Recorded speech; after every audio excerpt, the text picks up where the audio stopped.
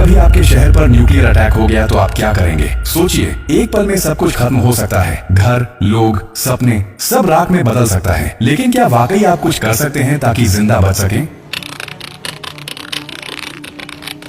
हाँ, अगर आप अभी से तैयार हैं, ये जानकारी जिंदगी और मौत के बीच की दूरी तय कर सकती है। क्योंकि जब एक न्यूक्लियर बम गिरता है तो सिर्फ धमाका ही नहीं होता, उसके बाद शुरू होता है वो खतरनाक खेल जिसे कहते हैं रेडिएशन फॉलआउट। और उसमें जो जिंदा बचता है वो भी धीरे धीरे मरने लगता है। सबसे पहले जानिए कि जैसे ही न्यूक्लियर बम गिरता है, एक तेज सफेद रोशनी आपके सामने आती है। इस रोशनी को देखना मतलब अपनी आंखों की रोशनी खो देना। आप अंधे हो सकते हैं स्थायी रूप से। इसलिए पहला कदम, जैसे ही धमाके की खबर मिले या रोशनी दिखे, तुरंत जमीन पर लेट जाइए, अपनी आंखें और कान बंद कर लीजिए और चेहरे को किसी कपड़े से ढक लीजिए। ये पहली रक्षा है। अब सवाल उठता है कि कहाँ जाएं? तो याद रखिए, अगर आपके आसपास कोई मेट्रो स्टेशन है, बेसमेंट है, अंडरग्राउंड पार्किंग है, तो वहीं भागिए, क्योंकि जमीन के नीचे रहना न्यूक्लियर फॉलआउट से बचने का सबसे कारगर तरीका है। लेकिन अगर कुछ नहीं है तो अपने घर को ही शेल्टर बनाना पड़ेगा। सारी खिड़कियां, दरवाजे बंद कर दीजिए। हर छोटी छोटी दरार को भी किसी कपड़े, टेप या गत्ते से बंद कीजिए। हवा का एक भी रास्ता नहीं खुला रहना चाहिए। अटैक से पहले या जैसे ही खबर मिले, आपके पास सिर्फ कुछ मिनट होंगे। उसी वक्त पानी भरिए, बाल्टी, बोतल, ड्रम जो भी है। याद रखिए, अटैक के बाद पानी में रेडिएशन मिल सकता है। नल से पानी बिल्कुल मत पीजिए, इसीलिए पहले से स्टोर किया हुआ पानी ही जिंदगी बचाएगा। खाने के लिए ड्राई फूड रखें, बिस्किट, ड्राई फ्रूट्स, पैकेज्ड खाना जो बिना पकाए खाया जा सके। अगर गलती से आप बाहर थे और रेडिएशन में एक्सपोज हो गए तो जैसे ही अंदर आए, कपड़े उतारिए, उन्हें एक पॉलिथीन में बंद कर दीजिए और खुद को साबुन और स्टोर किए हुए पानी से अच्छे से धोइए। याद रहे, नल का पानी नहीं, सिर्फ स्टोर किया हुआ पानी इस्तेमाल करना है। न्यूक्लियर ब्लास्ट के बाद सबसे खतरनाक समय होता है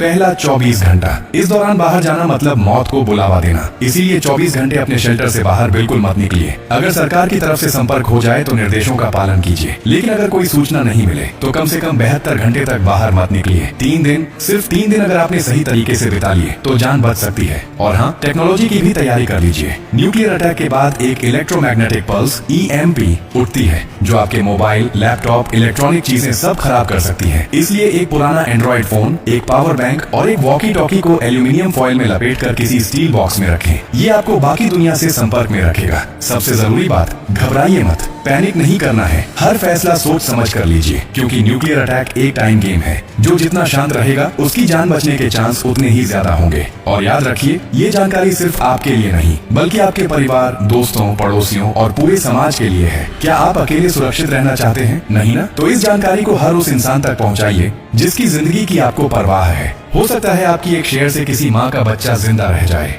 किसी पिता की आखिरी उम्मीद बच जाए, किसी बहन का भाई लौट कर घर आ जाए। और यही तो असली इंसानियत है। और हाँ, जब आप जिंदगी बांट रहे हैं तो एक वादा भी कीजिए। डॉक्टर